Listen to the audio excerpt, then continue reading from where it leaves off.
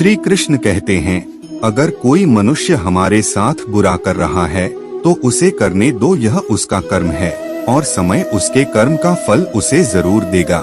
लेकिन हमें कभी भी किसी के साथ बुरा नहीं करना चाहिए, क्योंकि यही हमारा धर्म है। जो दूसरों की तकलीफों को समझते हैं, जिनमें दया है, दिल से अच्छे हैं, उन्हें दोबारा जन्म लेना नहीं पड़ता। इस पूरे ब्रह्मांड में ऐसी कोई ताकत नहीं जो इंसान की इच्छाओं की पूर्ति कर सके, क्योंकि इंसान की इच्छाएं एक समुद्र के समान होती है जिसे कभी भी भरा नहीं जा सकता।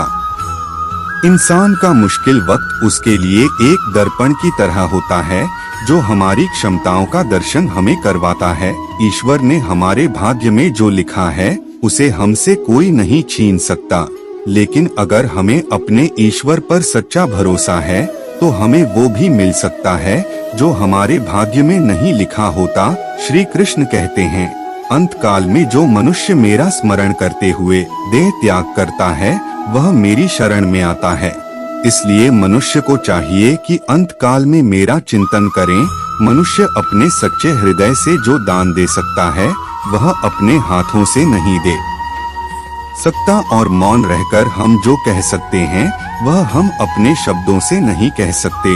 इस संसार में मनुष्य किसी भी रूप में बड़ा नहीं होता, बल्कि मनुष्य के पीछे जो ताकत खड़ी होती है वो ज्यादा बड़ी होती है। अगर आप जीवन में असफल होते हैं तो आपको दोबारा प्रयास करने में कभी नहीं घबराना चाहिए, क्योंकि जब आप दोबारा प्रयास करते हैं तो आपकी शुरुआत सुनने से नहीं बल्कि आपके अनुभव से होती है। जो हुआ वह अच्छा हुआ, जो हो रहा है वह अच्छा हो रहा है, जो होगा वह भी अच्छा ही होगा। तुम भूत का पश्चाताप न करो, भविष्य की चिंता न करो, वर्तमान में जियो। श्री कृष्ण कहते हैं, क्रोध की अवस्था में भ्रम जन्म लेता है। भ्रम बुद्धि को नष्ट कर देती है। बुद्धि के नष्ट होते ही व्यक्ति का पतन हो जाता है। तुम उसके लिए शोक करते हो जो शोक करने के योग्य नहीं है। बुद्धिमान व्यक्ति ना जीवित और ना ही मृत व्यक्ति के लिए शोक करते हैं।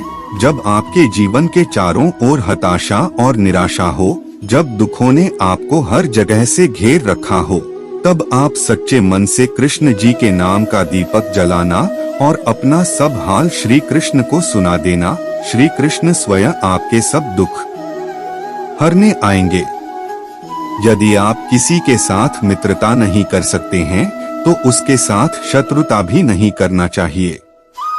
फल की अभिलाषा छोड़कर कर्म करने वाला पुरुष ही अपने जीवन को सफल बनाता है। अगर व्यक्ति शिक्षा से पहले संस्कार, व्यापार से पहले व्यवहार और भगवान से पहले माता पिता को पहचान ले तो जिंदगी में कभी कोई कठिनाई नहीं आएगी। वह जो सभी इच्छाएं त्याग देता है, मैं और मेरा की लालसा तथा भावना से मुक्त हो जाता है, उसे शांति प्राप्त होती है। खाली हाथ आए, खाली हाथ वापस चले जाओगे।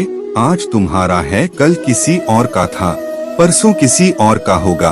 तुम जिसे अपना समझकर मगन हो रहे हो, बस यही प्रसन्नता तुम्हारे दुखों का कारण है। प्यार और तकदीर कभी साथ नहीं चलते, क्योंकि जो तकदीर में होते हैं उनसे कभी प्यार नहीं होता, और जिससे हमें प्यार हो जाता है वह तकदीर में नहीं होता। अहंकार मत कर किसी को कुछ भी देकर, क्या पता तू दे रहा है या पिछले जन्म का कर्जा चुका रहा है। जब आप प्रभु के साथ जुड़ जाओगे तो आपकी परीक्षा आरंभ हो जाएगी।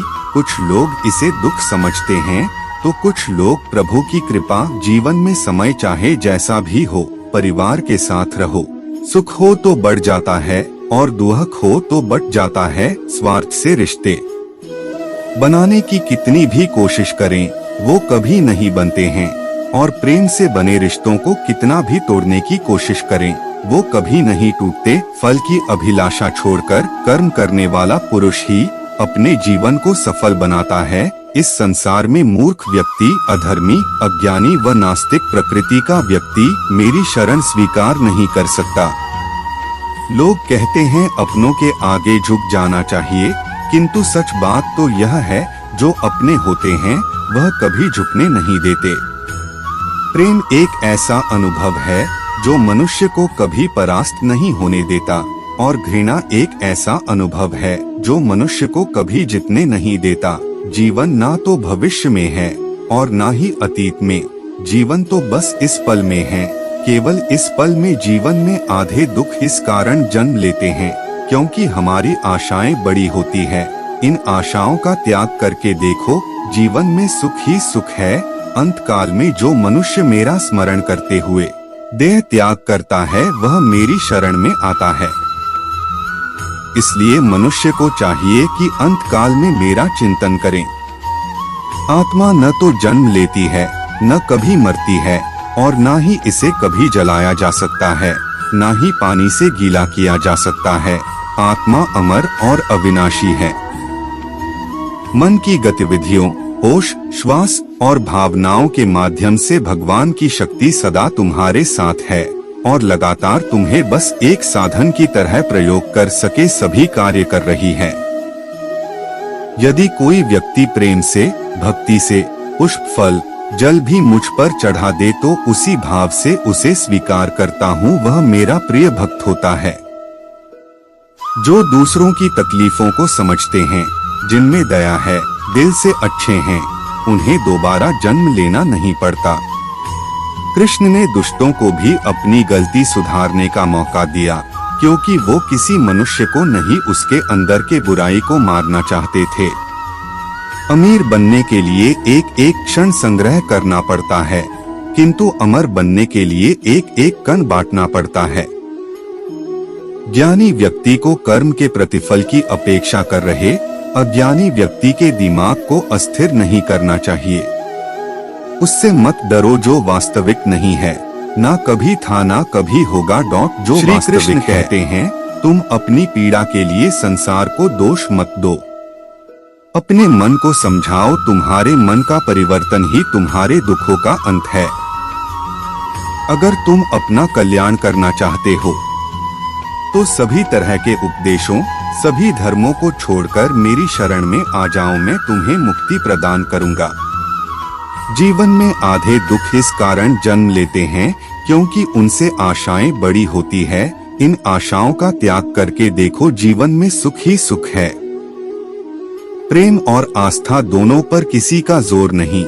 यह मन जहां लग जाए वही ईश्वर नजर आता है।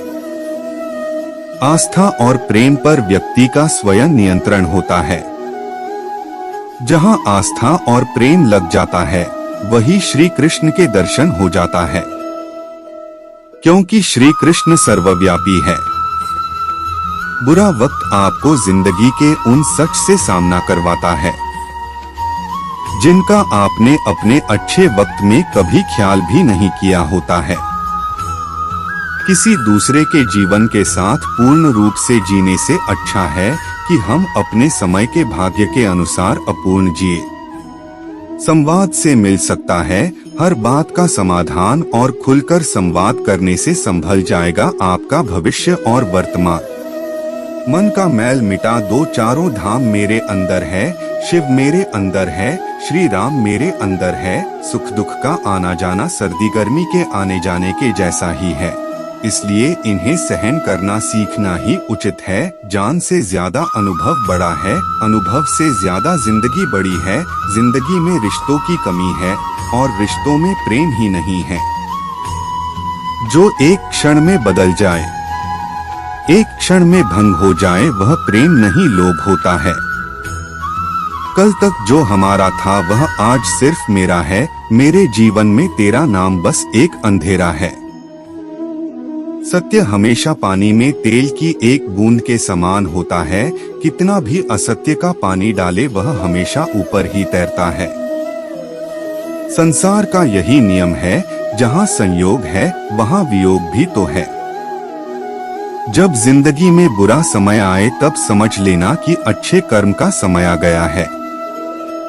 तुम उसके लिए शोक करते हो जो शोक करने के योग्य नहीं है और फिर भी ज्ञान की बातें करते हो। बुद्धिमान व्यक्ति ना जीवित और ना ही मृत व्यक्ति के लिए शोक करते हैं।